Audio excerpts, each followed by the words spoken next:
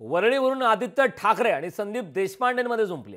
निवडणूक वरळीची चर्चा अमेरिकन नेत्यांची। वरळीतला बायडेन कोण, तर वरळीतला बायडेन कोण, ट्रम्प कोण असा प्रश्न आता या निमित्ताने निर्माण होतो। अशा प्रकारच्या चर्चा रंगतायत। वरळीतल्या उमेदवारीवरून संदीप देशपांडे आणि आदित्य ठाकरेंमध्ये जुंपले। संदीप देशपांडेंच्या नावाची चर्चा सुरू झाल्यानंतर आदित्य ठाकरेंनी देशपांडे बायडेन आहेत का असा टोला लगावला होता। त्यावर संदीप देशपांडेंनी उत्तर दिलं। आदित्य ठाकरे स्वतःला डोनाल्ड ट्रम्प समजतायत का असा प्रतिटोला देशपांडेंनी लगावलाय। पाहुयात या संदर्भातला एक स्पेशल रिपोर्ट।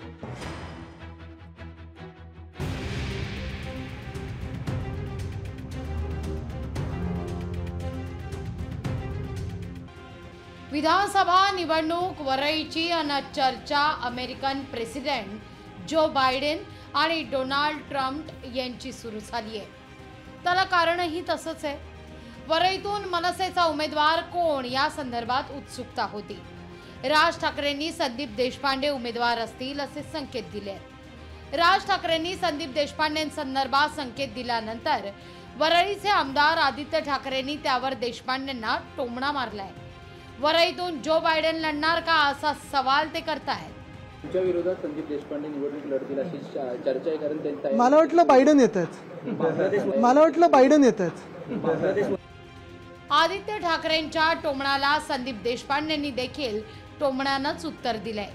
आदित्य ठाकरे स्वतःला डोनाल्ड ट्रम्प समजतात का असा टोला देशपांडे लगावतायत। वरळीत कोणतेही विकास कामं न केलेल्या आदित्य ठाकरेंकडे कोणत्याही प्रश्नांची उत्तरं नाहीत, त्यामुळे ते असं बोलत असल्याचा आरोप देशपांडेंनी केलाय। मला वाटलं माझ्यासमोर जो बायडेन उभा राहणार, तुम्ही काय डोनाल्ड ट्रम्प आहात की तुमच्या समोर जो बायडेन उभा राहिला? काही बोलायचं, कारण प्रश्नांची उत्तरं नाही।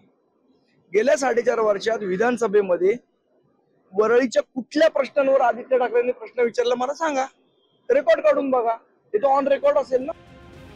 संदीप देशपांडेंच्या उमेदवारीच्या संकेतानंच टीका आणि टोमण्यांना सुरुवात झाली आहे।